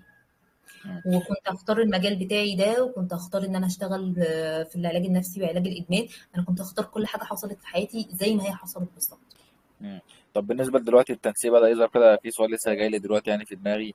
بما ان بقى دلوقتي ايه النتيجة ظهرت، لسه ظاهرة من فترة، والتنسيق دلوقتي بدأ يطلع وكده، شوف في كام واحد دلوقتي طبعا دخل الكلية للأسف مش حاببها، كام واحد كان بيتمنى حاجة وعنده حلم وللأسف ما اتحققش يعني له كده. ازاي الشخص يحب كليته أو يقتنع بيها أو كده يعني، لو دخلها غصب عنه بسبب المجموع للأسف أو كده؟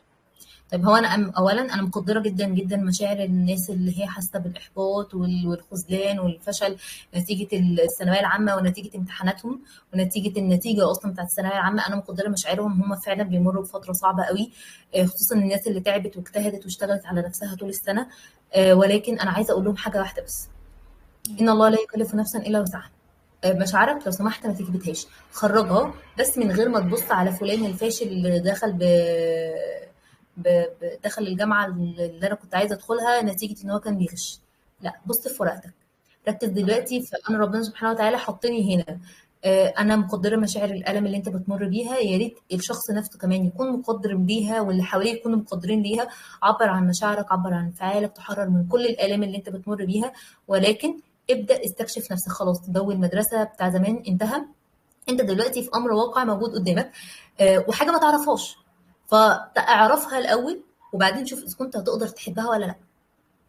مم. اعرفها الاول، اديها فرصه انك تعرفها من غير اصدار اي احكام. زي الجامعه اللي انت كنت عايزها، هي في ناس كتير قوي دخلت الجامعات اللي هي كانت عايزاها وبعد كده اكتشفت اللي هو لا، دي طلعت صعبه قوي، يا ريتني ما دخلتها. مم. لا، اعرف الحاجه، استكشفها كويس قوي بحياديه، بعد كده قول انا بحبها او بكرهها. وفي المقابل او في الاتجاه التاني ابدا استكشف نفسك، ابدا استكشف هواياتك، ما توقفش حياتك على دي بس، لان قد يكون تلاقي نفسك عندك هوايات تانية في مجالات تانية ما كنتش متخيل ان انت تقدر تشتغل فيها. مم. فيقولوا تمام. له مش هقول لك ارضى في البدايه، لان الرضا في البدايه بيكون صعب، ولكن لا تنسى ان انت ترضى، تحرر من مشاعرك، كن رحيم بنفسك. ابدا ادي فرصه للمجال الجديد اللي انت دخلته، استكشفه، اعرفه، اسمع تجارب اللي حواليك، بس تكون عارف ان اللي هيقول لك التجربه دي سواء سلبيه او ايجابيه فهي تجربه خاصه فريده بيه لوحده، ما تاخدهاش على انها الستاندر بتاعك ان هي دي اللي هيحصل معاك. تمام جدا، صح كده. إجابة شافية يعني بجد، اللهم بارك. طيب شايفة إيه اللي ممكن يخلي حد ينجح وحد يفشل؟ يعني صفات، أفعال تخلي واحد ينجح وحد تاني يفشل. بص في ورقتك.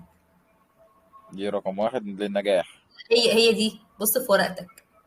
مم. بس. عارف ايه؟ بس عارف ايه بص في ورقتك؟ يعني مم. ركز مع نفسك، بدل ما مم. عيني تبص في ورقه غيري، فلان عنده، علان عنده، فلان بيعمل، اه يا عم ده مولود فوق المعلقه ذهب، اه طب ده لو قادر. بيبص لفراته بس مش عارف، لأن في ناس أكيد كده برضه هيقول لك مش عارف، يعني مش عارف أعمل إيه. عارف أنت يبقى مش، حزلقوم، أعمل إيه؟ يعني اعمل ايه؟ اعمل الصح. يبقى مش بيبص في ورقته. بص في ورقتك مم. ان انا اعرف نفسي، بص في ورقتك مم. ان انا اشوف النعم اللي عندي، بص في ورقتك ان انا اعرف انا عايزه اعمل الحاجه دي ليه، وهعملها ازاي، وهعملها امتى، ومين اللي هيساعدني، وهيساعدني في الخطوه رقم كام، وهيساعدني ليه، وهيساعدني ازاي، وهطلب منه المساعده ازاي. بص في مم. ورقتك ان انا اعرف ايه المكونات اللي عندي، كاني بعمل طبخه، ايه المكونات بتاعه الطبخه اللي عندي دي عشان اقوم اعملها، ايه البدايل بتاعه دلوقتي، ايه العناصر اللي هتخليني انجح في الحاجه دي. طب مش موجوده عندي، ايه بدايلها؟ مش موجوده عندي البدايل، ايه بدايل البدايل؟ مش موجوده عندي بدايل البدايل، ايه بدايل البدايل البدايل، مم. لحد ما اوصل لاول بديل موجود عندي. مم. اول بديل موجود عندي ابدا اشتغل بيه، ابدا اعرف احط خطه مبدئيه كده بالراحه، ابدا التزم بالخطه، ابدا استمر على الخطه. طب انا حطيت النهارده الجدول ووقعت، مش مشكله، تعالى بكره، او انت دلوقتي الساعه كام؟ الساعه 8 مثلا، فانا حطيت الجدول ووقعت. طب الساعه 8 بالليل، وانت بتنام الساعه كام؟ بنام الساعه 2 بالليل، يعني لسه معاك حوالي 6 ساعات او 5 ساعات تقدر تقوم تطبق فيهم اي هدف من الاهداف اللي انت حاططها في جدول النهارده. طب حضرتك ده انا باقي ساعه وانام، الساعه دي تقدر تحط فيها هدف، تقدر تشتغل صح. بيها هدف. صح. فالكلمه في ايه؟ في ان انا ابص في ورقتي واعرف انا هشتغل بالمتاح، والمتاح هشوف له المتاح لحد ما اوصل للمتاح اللي موجود معايا. مفيش حد في الدنيا ما عندوش اي مقومات نهائيا، حتى وان كان يقول لك ده انا حتى ده انا حتى النت بفتحه من كارت فك. ايوه بس معاك نت، ما انت صح. معاك كارت فكه نت، صح؟ تقدر آه. تقدر تسرش، تقدر تسمع بودكاست تستفيد منه بحاجه. انا ما توفر عنديش وقت. فلوسك اللي بتصرفها على الأكل واستغلها في حاجة زي كده. بالضبط. أنا ما عنديش وقت والله، ده أنا باروح الشغل من الساعة 8:00 ص لحد الساعة 2:00، بتاخد وقت في المواصلات قد إيه؟ 3 ساعات، بتعمل إيه في المواصلات؟ بscrolling كده على الفيسبوك. طب ما تيجي تبدِّل الscrolling على الفيسبوك دي وتجيب كتاب، معكش فلوس تجيب الكتاب، سرِّش على الفيسبوك على المقالات اللي بتتكلم على الموضوع بتاعك يساعدك إزاي. لا مش عارف أسرِّش، اطلب من حد يبعت لك كتب PDF. تمام. اشتغلت. طب انا هشتغل دلوقتي، هحط الخطه، اعرف انا مين هيساعدني وهيساعدني امتى وهيساعدني ازاي، وانا هطلب منه المساعده ازاي. ما انا مش هروح اقول لحد باسلوب امر. صح. استمر والتزم. حوالي 5 مفاتيح يغلفهم العنوان الرئيسي. بص في ورقتك. مفيش حد ما بيبصش في ورقته ويركز على نفسه ويركز على تطوير نفسه ويقول لك لا انا مش هعرف اعمل حاجه. عقلنا اذكى مما نتخيل. عقلنا اول ما بنقول له لو سمحت احنا عايزين حل للمشكله دي بيجيب لك الحل. لما بتقول له اندب لي، الله اكبر عليه، بيندب لك كويس قوي. يجي بقى يمسكك صح. بالليل قبل ما تنام. بالليل قبل ما تنام تلاقي بقى احلام، كوابيس، ذكريات سلبيه، تامر عاشور قاعد مع حضرتك في الخلفيه، حاجات كتير قوي والله. انا ببص في ورقتي ازاي؟ بس ببص في ورقتي عشان ابص على الناقص وافضل اعيط. استاذ تامر لا. عاشور بيرحب بحضرتك، اتفضل معاه على الستيج. ببص في ورقتي عشان احل. اهلا وسهلا. استاذ محمود العسيلي بيقول لك ان انا ابن مصر، انا ضد الكسر، تقدر ايوه. تكمل. اختار اللي انت عايزه. عندك تامر عاشور او محمود العسيلي. اللي انت عايزه والله، انت اللي تختار. تمام. طيب شايفه ايه اللي ممكن يخلي الواحد ان هو يبقى عايز يبقى احسن من نفسه؟ احسن من نفسه ولا احسن من اللي حواليه؟ احسن من نفسه، او يكون احسن، يعني يكون احسن، يعني يتحسن. يعني ايه الحاجه اللي ممكن تخلي الواحد ان هو يتحسن؟ عشان يتحسن امم. ان هو كل يوم اكون رحيم بنفسي. ان انا اكون ما ابصش لنفسي على اخطاء النهارده بوعي، على اخطاء امبارح عذرا بوعي النهارده. ان انا ابقى امم. احسن من نفسي. ان انا الستاندرد بتاعي للمقارنه هو انا امم. وبس. انا امبارح والنهارده، من غير جلد ذات، من غير جلد ذات، من غير جلد ذات. انا النهارده عامل ازاي، وانا امبارح عامل ازاي، وانا بكره بامل ان انا ابقى عامل ازاي. ما تحسبش نفسك على اخطاء الماضي لان التفكير اتغير. بالظبط. وان انا ما امم. بقاش قاعد بقارن نفسي ان انا مش هقدر اعمل حاجه، ده فلان عمل. لا، ما بقارنش نفسي بحد، انا بقارن نفسي بنفسي بالهدف اللي انا عايزه اوصله. امم. صح. فتبقى احسن ازاي؟ هرجع اقول تاني وتالت ورابع، بص في ورقتك. امم. تمام. طيب ازاي بقى عشان نختم البودكاست، تمام، ازاي الشخص يكون قوي نفسيا؟ ببدأ أشوف أنا علاقتي مع نفسي عاملة إزاي، لأن في ناس علاقتهم مع نفسهم سيئة جدا جدا. امم. مليانة جلد ذات، مليانة رؤية سلبية على النفس. أنا بشوف نفسي عامل إزاي، بشوف حواري مع نفسي عن نفسي عامل إزاي. أبسط حاجة كان إن أنا بشتم نفسي، بقول لنفسي ده غبي، ده ما بيفهمش، أنا ما بفهمش أنا إيه الغباء اللي أنا عملته ده. لا، أنا بعمل الحاجة إزاي. امم. فأنا باعرف نفسي. بابدأ إن أنا أركّز على نفسي. في علاقتي مع نفسي عاملة إزاي، باعرف سلبياتي إيه، باعرف إيجابياتي إيه. باعرف أنا باعرف أعمل إيه، باكون رحيم بنفسي. لو أخطأت ما باكونش في جلد ذات خالص. الموضوع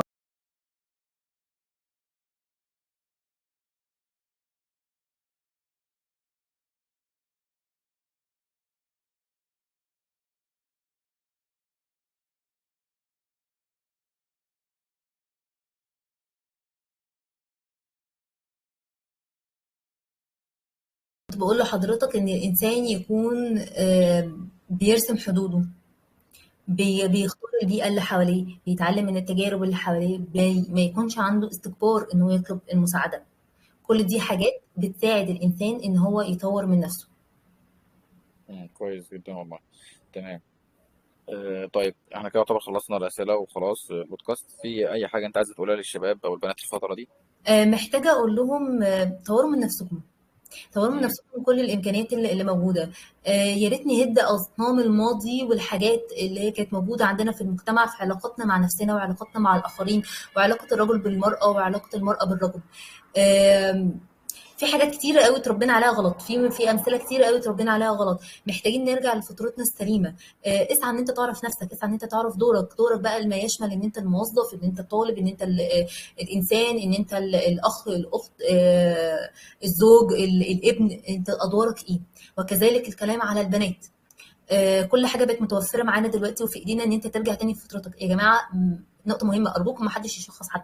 نلجا لمتخصص يشخصنا. مش صعب ولا مستحيل ان احنا نتغير طول ما احنا عايزين ان احنا نعمل كده.